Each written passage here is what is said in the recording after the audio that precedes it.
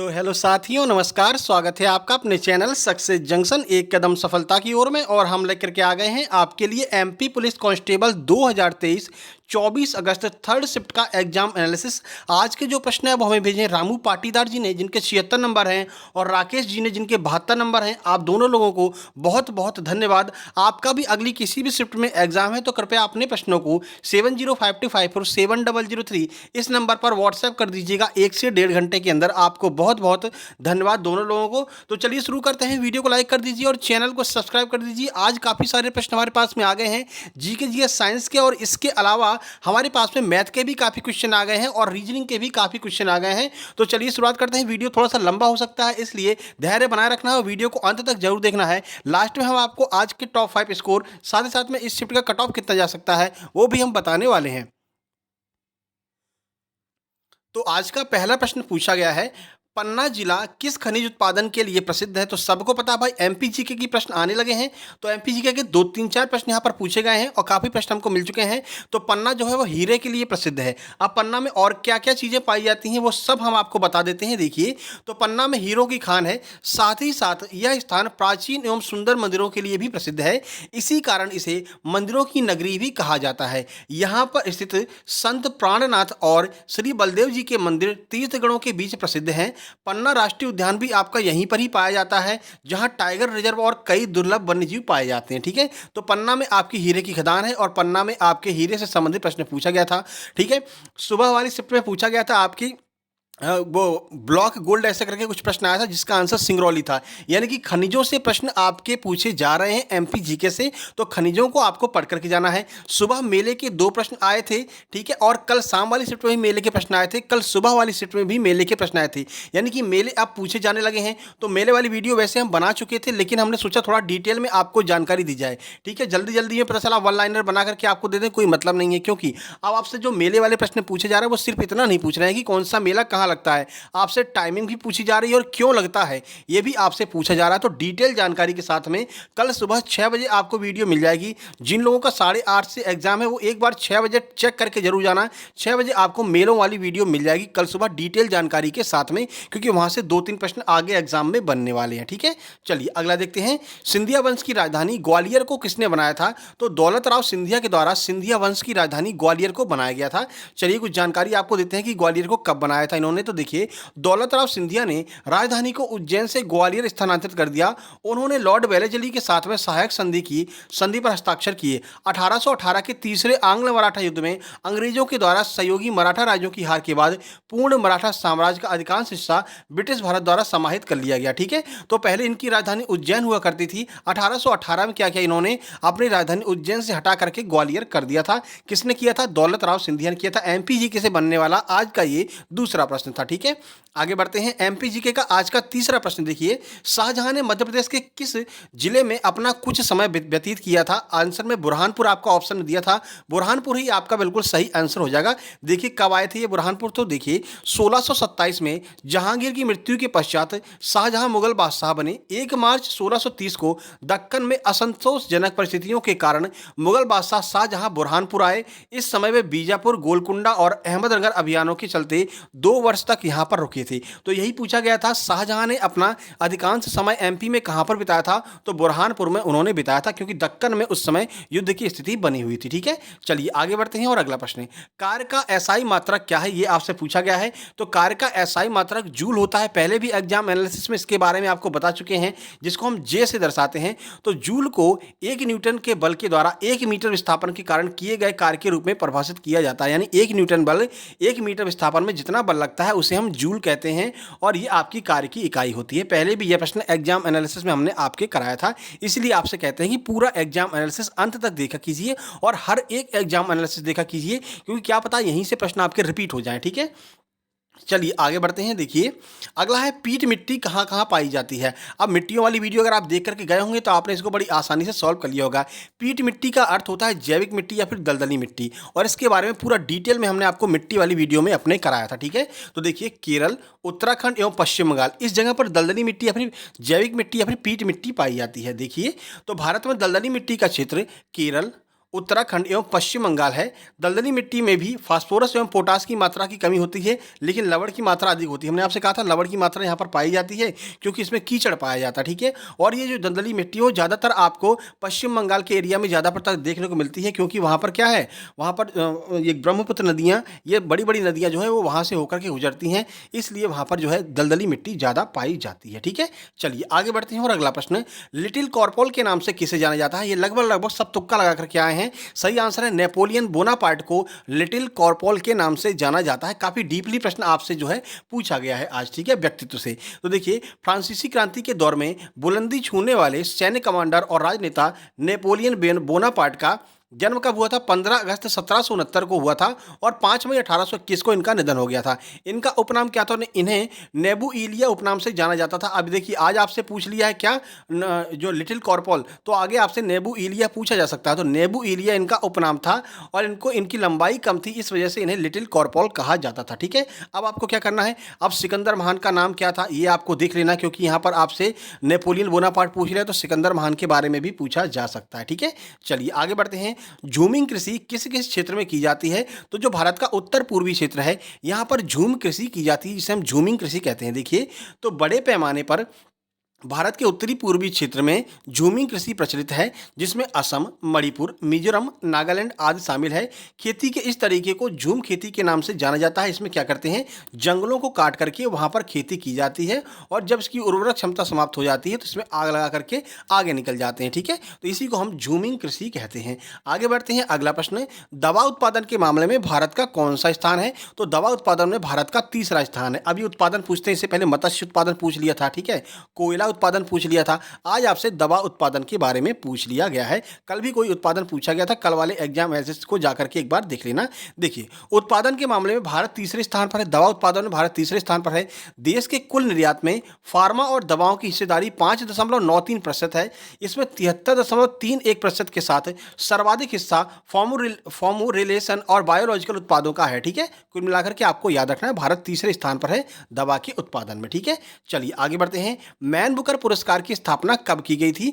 तो 1969 में man Booker पुरस्कार की स्थापना की गई थी। इसे बुकर पुरस्कार भी कहा जाता है। अब देख लेते हैं बुकर पुरस्कार कब से चालू हुआ था और अभी जो 2022 में दिया गया है वो किसको दिया गया, ठीक है। तो देखिए, बुकर पुरस्कार की स्थापना 1969 में इंग्लैंड की बुकर मैक्डोनल्ड कंपनी के द्वारा की गई थी। इसमें 60,000 पाउंड की राशि विजेता लेखक को दी जाती है। राशि आप याद रखना, क्योंकि आज आपसे राशि वाला एक प्रश्न पूछ लिया, इंदिरा गांधी वाला, ठीक है। तो 60,000 पाउंड की राशि दी जाती है। इस पुरस्कार के लिए पहले उपन्यासों की एक लंबी सूची तैयार की जाती है, फिर पुरस्कार वाले दिन शाम के भोज में पुरस्कार विजेता की घोषणा की जाती है, ठीक है। अभी वर्तमान की बात करें तो 2022 का मैन बुकर पुरस्कार श्रीलंका के सेहान करुणा तिलका को दिया गया है। यह आपको याद रखना है, हो सकता है करंट अफेयर में आगे ये प्रश्न बने, ठीक है। अगला देखिए, 28 ग्रैमी अवार्ड जीतने वाली पहली महिला कौन है? तो पॉप स्टार जो बियोंसे हैं, ये 28 ग्रैमी पुरस्कार जीतने वाली पहली महिला बन गई। करंट अफेयर का प्रश्न है, देखिए। तो देखिए, 63वां ग्रैमी अवार्ड अभी हाल ही में 2022 में दिया गया है। पॉप स्टार बियोंसे ने इस बार 4 और ग्रैमी पुरस्कार जीत करके सबसे अधिक 28 ग्रैमी पुरस्कार अपने नाम करने वाली पहली महिला बन गई हैं, ठीक है। ये आपको याद रखना, बियोंसे जो पॉप स्टार है वो 28 ग्रैमी अवार्ड जीतने वाली पहली महिला बनी है। अगला प्रश्न, इंदिरा गांधी पुरस्कार में कुल कितनी राशि दी जाती है? ये प्रश्न पूछा गया है। तो 25 लाख रुपए की राशि दी जाती है। देखिए, इंदिरा गांधी शांति पुरस्कार की बात करें तो शांति, निशस्त्रीकरण और विकास के लिए इंदिरा गांधी पुरस्कार की स्थापना 1986 में इंदिरा गांधी मेमोरियल ट्रस्ट के द्वारा पूर्व प्रधानमंत्री की स्मृति में की गई थी। इसमें एक प्रशस्ति पत्र के साथ में 25 लाख रुपए की नगद राशि दी जाती है। इससे पहले महात्मा गांधी वाला पूछ लिया था, 10 लाख रुपए की राशि किसमें दी जाती है? तो महात्मा गांधी में। तो ये पुरस्कार भी थोड़े से आपको देख करके जाना है। टाइम मिलेगा तो हम पुरस्कारों के ऊपर एक वीडियो बना देंगे। कल सुबह आपको सबसे पहले मेले वाली वीडियो मिल जाएगी, क्योंकि यहाँ से प्रश्न बनेंगे ही बनेंगे अब आगे, ठीक है। अभी तो दो पूछ पाए हैं, आगे और प्रश्न बनेंगे। देखिए, एक प्रश्न आपका यहाँ पर साइंस से पूछा गया है, क्लोरोफाइसी को किस वर्ग के अंतर्गत रखा जाता है? तो देखिए, क्लोरोफाइसी को हम हरा शैवाल कहते हैं। शैवाल वर्ग के अंतर्गत क्लोरोफाइसी को रखा जाता है। चलिए कुछ जानकारी आपको दे देते हैं कि ये हरा शैवाल कहाँ पर देखने को मिलता है। देखिए, तो ज़्यादातर मिट्टी पर या मीठे पानी के जलाशयों में ये जो हरे शैवाल हैं वो पाए जाते हैं। हालांकि कुछ समुद्री भी होते हैं, उदाहरण के लिए उल्वा और एटोमोर्फा, ये समुद्री शैवाल होते हैं, ठीक है। पौधों का शरीर आमतौर पर अशाखित और रेशा युक्त होता है। हालांकि उल्वेसी परिवार में यह क्या नाम है, पैरेंकाइमेटस या फिर पत्तेदार होता है। कुल मिलाकर के आपको याद रखना है, ये हरे शैवाल के अंतर्गत क्लोरोमाइसी को रखा जाता है। यही आपके लिए इतना जानना मतलब काफ़ी है। ठीक है, अब एक प्रश्न अभी व्हाट्सएप पर ब्लिंक कर रहा है, इसमें बता रहे हैं कि क्या है, विश्व की कितनी प्रतिशत मतलब 60% से अधिक जनसंख्या कितने देशों में रहती है। ये प्रश्न आपका पूछा गया है आज, अगर आपको पता हो तो बता दीजिए। वैसे जहाँ तक मेरा मानना है, एशिया के ही देश होंगे जहाँ पर सबसे ज़्यादा जनसंख्या रहती है। ठीक है, तो एशिया के कुल देशों को मिलाकर के साथ संख्या पूछी गई है। कल हम इसको सुबह वाली वीडियो में ऐड कर लेंगे, जो भी हमें जानकारी मिलेगी, या फिर अपने टेलीग्राम चैनल पर इसको अपडेट कर देंगे इसका आंसर क्या होगा। ठीक है, चलिए आगे बढ़ते हैं। आप सीधे मैथ की ओर चलते हैं, देखते हैं मैथ में क्या क्या सवाल पूछे गए। सीधे सवाल ही हमको मिल गए हैं। देखिए, एक तार को वर्गाकार मोड़ा गया जिसका क्षेत्रफल 289 है। समान लंबाई का तार आयत में मोड़ा जाता है जिसकी लंबाई 19 सेंटीमीटर है। तो घिरे हुए क्षेत्र का क्षेत्रफल आपको बताना था, यानी कि कुल मिलाकर के आपसे आयत का क्षेत्रफल पूछा था। वर्ग से आपको आयत की लंबाई चौड़ाई निकालनी पड़ेगी और उसका क्षेत्रफल आपको निकालना पड़ेगा। ठीक है, चलिए अगला प्रश्न है आपका प्रायिकता से है। देखिए, तो तीन पुरुष तथा दो महिलाएं हैं। ठीक है, याद रखना, तीन पुरुष तथा दो महिलाओं को मिलाकर के एक समिति बनाई जाती है। एक महिला तथा एक पुरुष निकालने की प्रायिकता आपको बतानी थी। ठीक है, आगे बढ़ते हैं। अब यहाँ पर आपका एक अलजेब्रा का प्रश्न भी हमको मिल गया। देखिए, तो ये जितने भी एक्स हैं, ये एक्स आपको पावर में मानना। ठीक है, ऐसे ए की power X equal to B की power X equal to C की पावर एक्स। ठीक है, हाँ, उसके बाद में बी स्क्वायर बराबर ए सी है, तो आपको एक्स का मान बताना था। ठीक है, ये कुछ इस तरह का सवाल आपका पूछा गया था, ऐसे लिख करके उन्होंने भेजा था। ए की पावर एक्स, बी की पावर एक्स, सी की पावर एक्स बराबर है और बी स्क्वायर बराबर ए सी है, तो एक्स का मान आपको पता करना था। ये सवाल आपका आज पूछा गया था। ठीक है, चलिए आगे बढ़ते हैं। अगला प्रश्न देखिए, 28 कैडबरी चॉकलेट तथा 46 फाइव स्टार चॉकलेट हैं। कितनी चॉकलेट निकाल दी जाए कि कैडबरी चॉकलेटों की संख्या 70% बचे। ये परसेंट से आपका प्रश्न पूछा गया था। ठीक है, तो ये 3-4 प्रश्न हमको एग्जैक्ट मिल गए थे। आगे बढ़ते हैं। अगला देखिए, अगला है आपका बॉडमास से आपके 2 प्रश्न पूछे गए हैं, कैलकुलेटिव है। आपका कैलकुलेशन अच्छी होगी तो आप सॉल्व कर सकते हैं। पॉइंट वाली कैलकुलेशन में ये प्रश्न पूछे गए थे। ठीक है, अलजेब्रा के 2 प्रश्न हैं, जिनमें से एक प्रश्न हमने आपको ऊपर बता दिया है। बाकी घातांक करने से 2 से 3 प्रश्न बराबर पूछे जा रहे हैं लगातार। इसको थोड़ा सा आपको पढ़ करके जाना है। एलसीएफ एचसीएफ से 3 प्रश्न पूछे जा रहे हैं, जिनमें भिन्न वाले एलसीएम एचसीएफ आ रहे हैं। साथ ही साथ में जो घंटियों वाले प्रश्न बनते हैं वो भी इसमें पूछे जा रहे हैं। ठीक है, आगे बढ़ते हैं। परसेंटेज के 4 से 5 प्रश्न बने हैं। परसेंटेज के प्रश्नों की संख्या को यहाँ पर बढ़ा दिया गया है, क्योंकि सीआई और एसआई की संख्या कम कर दी गई है। 2 ही प्रश्न आपके कंपाउंड इंटरेस्ट से बने थे और 2 ही प्रश्न आपके सिंपल इंटरेस्ट से बने थे। इसमें एक आपका किस्त वाला प्रश्न भी पूछा गया था, तो आपने थोड़ी सी प्रैक्टिस कर करके जाइए। इनके प्रश्नों की संख्या कम हो रही है और रीजनिंग में तो बहुत ही बड़ा बदलाव देखने को मिला है। चलिए बताते हैं। देखिए, प्रॉफिट लॉस से आपके 3 से 4 प्रश्न प्रॉफिट लॉस से देखने को मिले हैं। सिंप्लीफिकेशन के भी 2 प्रश्न आज देखने को मिले हैं। मिक्सचर एलिगेशन के लगभग 3 प्रश्न देखने को मिले हैं। तो ये बड़े टॉपिक हैं जिनको आपको प्रैक्टिस करके जाना है। और एज के 2 प्रश्न इस शिफ्ट में देखने को मिले हैं। आगे बढ़ते हैं। 2 प्रश्न मेंसुरेशन के हैं, जिनमें हमने आपको ऊपर बता दिया। ठीक है, एवरेज का 1 प्रश्न है और रेशियो के 2 से 3 प्रश्न बन रहे हैं। ज्योमेट्री का भी 1 प्रश्न आया था, जिसमें कोण निकालने के लिए आपसे पूछा गया था। ठीक है, चलिए अब बात करते हैं रीजनिंग। तो रीजनिंग में क्या क्या परिवर्तन यहाँ पर देखने को मिला है, तो चलिए देख लेते हैं। घड़ी के पहले 4 आ रहे थे, आज 3 प्रश्न घड़ी के आए हैं, जिनमें वाटर और मिरर इमेज और एक आपका एंगल निकालने के लिए पूछा गया था। ठीक है, अगला प्रश्न देखिए, कैलेंडर को यहाँ पर ऐड कर लिया गया है। बड़ी जानकारी आपके लिए, कैलेंडर को यहाँ पर ऐड कर लिया गया है। कैलेंडर अब प्रश्न आने लगे हैं। 2 प्रश्न पूछे गए थे, कौन कौन से थे, दोनों प्रश्न हमारे पास में हैं। 14 जून 2014 को कौन सा दिन था, एग्जैक्ट दिन निकालने के लिए आपसे बोला गया था। अगला था, आज के 3 दिन पहले अगर बुधवार था तो रविवार कितने दिन बाद होगा, ये प्रश्न आपका पूछा गया था। ये 2 प्रश्न आज आपके कैलेंडर के पूछे गए थे। तो कैलेंडर की भी प्रैक्टिस करके आपको जाना है, अगर अगले 3-4 दिन में आपका एग्जाम है। बाकी आपका एग्जाम 30 अगस्त के बाद में फिर से पैटर्न चेंज होगा, क्योंकि 30 अगस्त को या 31 अगस्त को छुट्टी है रक्षाबंधन की, उसके बाद में पैटर्न चेंज होगा। तो क्या चेंजमेंट होगा वो हम आपको बताएंगे। तब तक आप लगातार एग्जाम एनालिसिस देखते रहिए। कोडिंग डिकोडिंग के 5 से 6 प्रश्न बराबर आ रहे हैं, प्रैक्टिस करके जाइए। इसमें एक प्रश्न आपका टफ आया था, इसमें -1, उसके बाद 1.5 और उसके बाद 2, फिर 2.5, ऐसे करके डिफरेंस था, तो उसको आप थोड़ा सा देख करके जाना। मैथमेटिकल ऑपरेशन से 2 प्रश्न हैं। सिटिंग अरेंजमेंट के एक भी प्रश्न नहीं देखने को मिला है। डायरेक्शन के 2 प्रश्न यहाँ पर देखने को मिले हैं। तो डायरेक्शन से दूरी निकालने वाले प्रश्न जो है वो आपसे पूछे जा रहे हैं। आइदर और नाइदर नॉर का सिस्टम खत्म हो चुका है। एक भी प्रश्न ना सुबह वाली शिफ्ट में आया था, ना इस शिफ्ट में आइदर नाइदर का नहीं आया है। लेकिन कह नहीं सकते हैं, व्यापम का मूड है, क्या पता आगे पूछ ले। ठीक है, मिसिंग लेटर के प्रश्न लगातार आ रहे हैं। आज भी 2 से 3 प्रश्न मिसिंग लेटर के आए हैं, इनको आपको करके जाना है। साथ ही साथ में जो लुप्त संख्या संख्या होती है तो लुप्त संख्या भी आपसे पूछी गई है। और जो एंगल होता है ना आकृतियों वाली, वो आकृति में कुछ ऐसा पूछा गया है, अगर ये ऐसे त्रिभुज है, ठीक है, यहाँ पर त्रिभुज है, यहाँ पर गोला है, अगले में गोला गायब हो जाएगा, नई आकृति जुड़ जाएगी, ऐसे करके जो प्रश्न आते हैं वो यहाँ पर बन रहे हैं, तो इसको आपको देख करके जाना है। 2 प्रश्न आपके रैंकिंग से हैं। आयत पूछा गया था आपका, दोपहर में वर्ग पूछा था, इसमें आपको सीधी रेखाएं काउंट करने के लिए पूछा गया था। आयत था, आयत में 8 सीधी रेखाएं दी गई थी और वही 8 रेखाओं को काउंट करने के लिए पूछा गया था कि कुल कितनी सीधी रेखा होगी, ठीक है। तो रीजनिंग में थोड़ा सा परिवर्तन देखने को मिल रहा है। वाटर इमेज, मिरर इमेज के 3 प्रश्न पूछे गए हैं। 2 बॉटल ऐसे रखी थी, उनका जो है आपका मिरर इमेज पूछा गया था 2 बॉटल का, ठीक है। तो इसका इस तरह के प्रश्न आपके आ रहे हैं। त्रिभुज काउंटिंग के 4 प्रश्न कल भी आए थे, आज भी आए हैं, तो लगातार 4 प्रश्न त्रिभुज काउंटिंग के आ रहे हैं। नंबर सीरीज के 2 प्रश्न आ रहे हैं और थोड़ा सा इसमें आपको दिमाग लगाने की आवश्यकता होगी। अभी ओवरऑल जब हम आपको बताएंगे तब हम आपको बताएंगे कि आपको क्या करना है और कैसा क्या सिस्टम बन रहा है, कितना ऊपर आपका जो है लेवल जा रहा है, ठीक है। अल्फ़ाबेट सीरीज के 5 प्रश्न आ रहे हैं। अल्फ़ाबेट सीरीज को आपको देख करके जाना, ABCD के जो क्रम है उनको आपको याद कर लेना है। साइलॉग का एक प्रश्न बना है आज, और कथन और निष्कर्ष के भी 2 प्रश्न यहाँ पर देखने को मिले हैं। चलिए ओवरऑल की बात कर लेते हैं।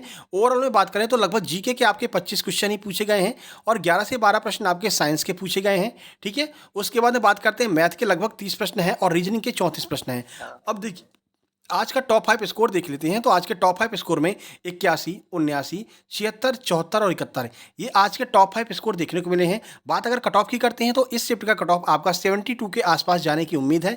72 पर जनरल वालों को 72, 74 के आसपास रनिंग के लिए बुला लिया जाएगा। देखिए 7.5 गुना लोगों को ये बुलाने वाले हैं रनिंग के लिए। तो 70 के ऊपर जितने भी लोग हैं वो तो बिल्कुल सेफ जोन में हैं। बाकी जो 68, 69 के पास में है उनको थोड़ा सा इंतजार करना पड़ेगा नॉर्मलाइजेशन के सिस्टम का, ठीक है। बाकी 2500 वैकेंसी और आने वाली है, मामा जी ने घोषणा कर दी है। अब देखते हैं ये कब आती है वैकेंसी, ठीक है। अब आज के पेपर की लेवल की बात कर लेती हैं। तो देखिए आपको बता दें, मैथ में आपके 30 प्रश्न आ रहे हैं, तो मैथ में आपके 25 या फिर आप 23 प्रश्न तो ऐसे आ रहे हैं जिन्हें आप बड़ी आसानी से कर सकते हैं। कुछ में तो पेंसिल उठाने की आवश्यकता भी नहीं है। लेकिन ये 7 प्रश्न ऐसे आ रहे हैं जिनको वही लोग कर सकते हैं जिनकी कैलकुलेशन अच्छी है, जिनको ज्योमेट्री का थोड़ा बहुत ज्ञान है, जो मेंसुरेशन अच्छे से पढ़ करके आया है। तो 23 प्रश्न तो आप कर सकते हैं, पर 7 प्रश्न के लिए आपको जद्दोजहद करना पड़ेगा। वहीं रीजनिंग के 34 प्रश्न जो आ रहे हैं उनमें से आप 30 से 31 प्रश्न आसानी से कर सकते हैं। बाकी कुछ सीरीज वाले जो प्रश्न हैं उनमें आपको देखना पड़ेगा कहीं 2.5 गुना हो रहा है, 3.5 गुना हो रहा है, तो इसके लिए थोड़ा सा आपको मेहनत करने की आवश्यकता है। बाकी GK GS की बात आपको बता दें भाई, 25 प्रश्न आ रहे हैं जिसमें से 4 से 5 प्रश्न अब MP GK के आने लगे हैं। हालांकि इस शिफ्ट में मेला नहीं पूछा है, लेकिन अभी तक केवल 2 से 3 मेले ही पूछे गए हैं, यानी कि अगली शिफ्ट में आपको मेले की भरमार देखने को मिलने वाली है। कल सुबह 6 बजे मेले वाली वीडियो आ जाएगी हर हाल में, ठीक है। चलिए अब देखिए सजेशन आपको बता दें, सजेशन में भाई आपको मेले पढ़ करके जाना है। हालांकि कल सुबह हम वीडियो ले आएंगे। वर्ल्ड हिस्ट्री की वीडियो आज सुबह हमने डाल दी है, उसको देख करके जाएं, क्योंकि वर्ल्ड हिस्ट्री से 2-3 प्रश्न बन रहे हैं, ठीक है। पादप जगत की वीडियो बहुत पहले डाल दी थी, तो पादप जगत वाली वीडियो देख करके जाना है। काउंटिंग फिगर को आपको अच्छे से पढ़ करके जाना है। और ये मिट्टी वाली वीडियो जो है वहाँ से भी 2 प्रश्न बन रहे हैं, मिट्टी वाली वीडियो भी आपको देख करके जाना है, ठीक है। थोड़ा बहुत करंट अफेयर के 1-2 प्रश्न आ रहे हैं। पुरस्कार जो है करंट अफेयर के देख लेना, 2021 और 2022 के, ज़्यादातर 2021 के पुरस्कार जो भी मिले हैं उनको देख लेना। कल अमिताभ बच्चन जी वाला पूछ लिया गया था, तो 2021 के पुरस्कार आपको देख करके जाना है, ठीक है। चलिए अब हम यहाँ पर बात कर लेते हैं। ये हमारा टेलीग्राम चैनल है सक्सेस जंक्शन, यहाँ पर आपको इस वीडियो की PDF और पुरानी सारी PDF मिल जाएंगी। दूसरी बात, ये हमारा दूसरा चैनल है सक्सेस जंक्शन लाइव, यहाँ पर आपको फ्री में स्टडी मटेरियल प्रोवाइड कराया जाता है। जैसे राकेश यादव सर के क्लास नोट्स आपको मिल जाएंगे, नीतू मैम की इंग्लिश की बुक मिल जाएगी, इसके अलावा आदित्य पटेल सर की किताबें मिल जाएंगी, आदित्य रंजन सर की किताबें यहाँ पर आपको फ्री में PDF फॉर्म में मिल जाएंगी। और MP पटवारी, वनरक्षक और आबकारी तीनों के पेपर भी आपको यहाँ पर मिल जाएंगे एक साथ। उनको आपको वहाँ से साइंस को थोड़ा सा पढ़ करके जाना है, क्योंकि साइंस जो है वहाँ से बाकायदा रिपीट हो रही है। और बाकी लगातार एग्जाम एनालिसिस देखते रहिए, जिससे कि आपको ये अंदाजा लगता रहे कि क्या बदल रहा है। आज देखिए कैलेंडर को ऐड कर दिया है, ठीक है। चलिए अब भाई वीडियो पसंद आ गया हो तो पसंद आ ही गया होगा, इतनी जानकारी आपको दे दी तो लाइक कर दीजिए और शेयर कर दीजिए अपने उन सभी मित्रों के पास में जिनका आगे एग्जाम है। और चैनल पर पहली बार आए हैं तो सब्सक्राइब करके नोटिफिकेशन बेल जरूर दबा लेना। बाकी कल सुबह आपको सबसे पहले मेले की वीडियो, और कल आपका शायद 2 शिफ्ट में एग्जाम नहीं, कल 3 शिफ्ट में एग्जाम है, आज 2 में था, तो कल आपका 3 शिफ्ट में एग्जाम है। और तीनों शिफ्ट का एग्जाम एनालिसिस इसी पूरी डिटेल के साथ में कल हम आपको कराने वाले हैं, ठीक है। तो कल मिलते हैं, 4 वीडियो कल आएंगी, 3 आपका एग्जाम एनालिसिस की और 1 आपकी मेले वाली। तो मिलते हैं कल सुबह, तब तक के लिए नमस्कार, धन्यवाद। और जिसका भी पेपर हो मेरे भाई, आपसे निवेदन है 1 घंटे या 1.5 घंटे के अंदर अपने प्रश्नों को इस नंबर पर अपने नाम के साथ में जरूर भेज दिया करो, ठीक है। चलिए मिलते हैं कल सुबह, तब तक के लिए नमस्कार, धन्यवाद।